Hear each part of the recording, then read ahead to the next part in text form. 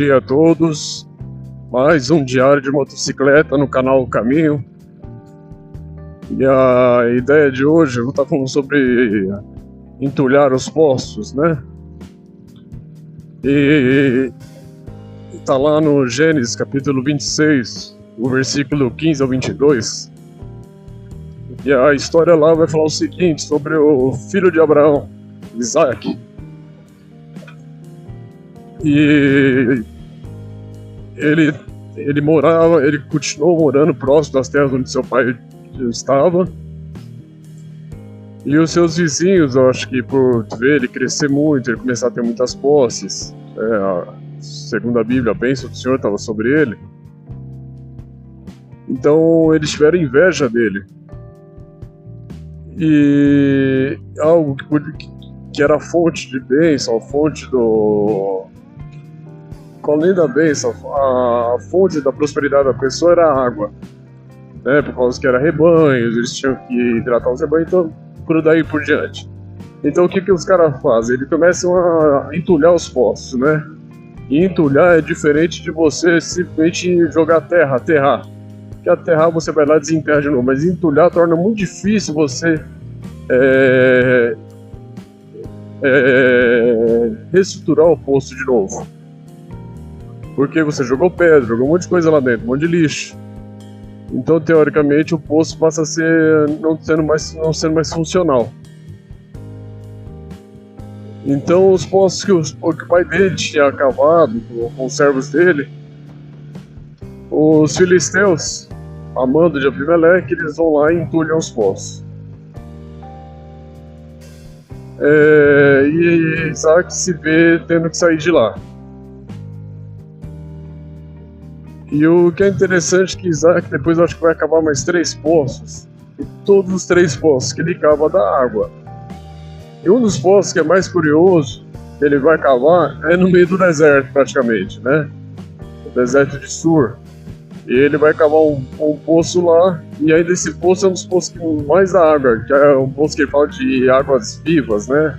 Ou de águas correntes.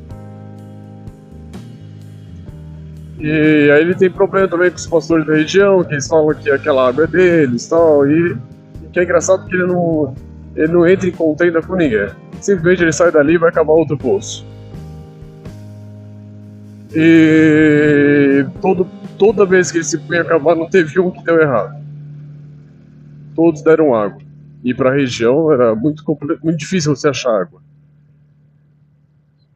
E Isaac conseguiu.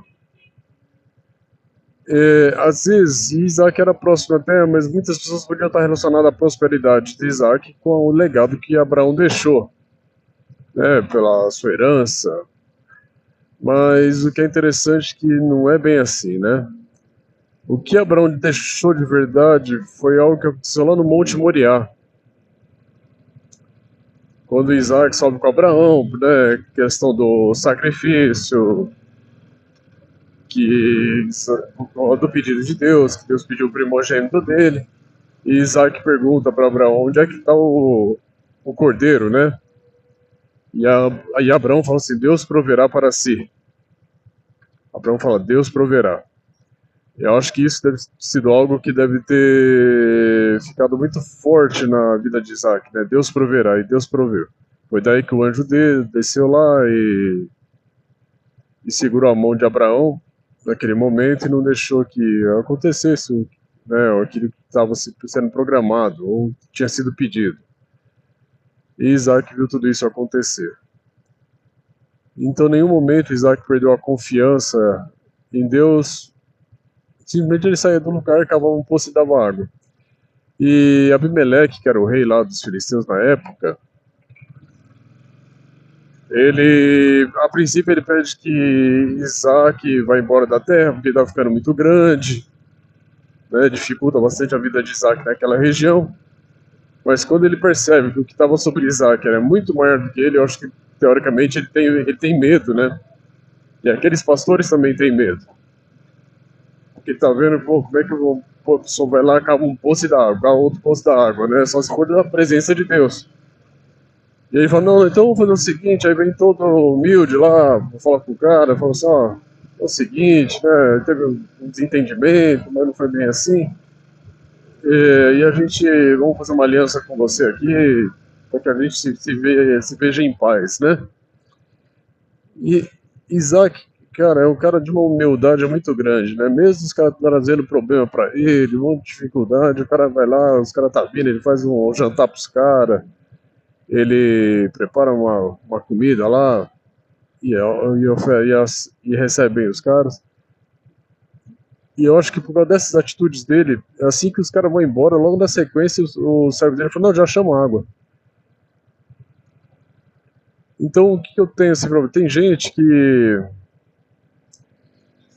baseia muito a sua vida, às vezes na herança dos seus pais, naquilo que seus pais deixaram, né, em bens materiais, né, e a diferença dele, ele não se baseou sua vida naquilo que Abraão deixou. Porque se fosse outro, estaria brigando, não, foi meu pai que cavou isso aqui, não, e estaria brigando lá. Ele não, ele se baseou em outra coisa que Abraão deixou para ele, a confiança em Deus, e pela experiência que ele teve com a experiência do pai dele. E é um cara que não tinha preguiça para cavar poço. Ah, vamos cavar, vamos cavar. Porque ele sabia que ele ia pôr a mão e ia dar certo. Ele tinha essa promessa de Deus. E foi um legado que Abraão deixou, que ensinou para o seu filho confiar em Deus. Então acho que da herança que Abraão deixou, a mais preciosa foi a confiança em Deus. Não foi em seus bens. E tem filhos por aí que ficam brigando pelos bens dos pais. Né? Eu acho que você tem que se apegar em Deus e arregaçar as mangas e ir para cima. Porque toda pessoa na Bíblia, onde Deus honrou, onde Deus se fez presente, o cara estava trabalhando. Né? Gideão lá no lagar, batendo lá acho que era o trigo no lagar, né? Lagar era o cara estava trabalhando. José, pelo jeito, era um cara que trabalhava muito, né? Tanto que o Potifar gostava dele, e ninguém ia gostar de um cara que é preguiçoso. Né? Então era um cara que trabalhava, e trabalhava bastante, que a ponto do cara confiar a casa dele na mão do cara. Jesus também, você pode ver pelas passagens, Jesus era um cara que trabalhava antes do ministério dele, ele era carpinteiro, e alguns pessoas confundem o carpintaria com madeira, né, de construção imóveis, mas na verdade carpintaria veio de construir casas. E trabalho pesado, trabalho de pedreiro, né, de pegar peso, mexe com madeira, mexe, mas o intuito maior era construir casa. Jesus trabalhava. Paulo mesmo falou também, para onde ele ia, ele falou assim, não fui pesado a ninguém. Quer dizer que ele sempre trabalhou, até mesmo na pregação e levando o evangelho, onde ele ia se hospedar, ele trabalhava. Eu acho que isso que Deus gosta. A pessoa que trabalha.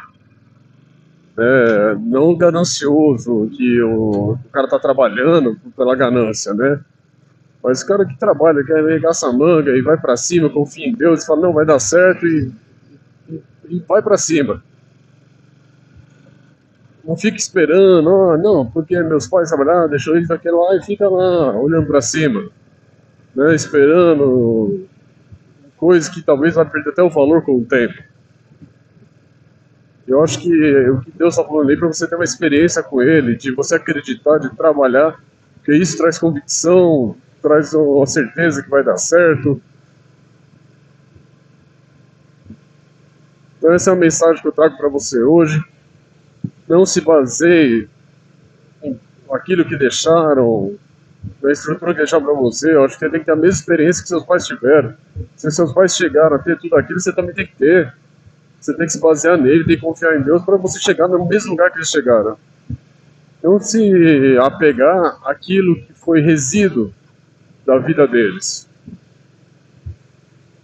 Esse é mais um Diário de Motocicleta, no canal O Caminho. Vamos seguindo comigo aí. Até o próximo vídeo. Até mais. Tchau.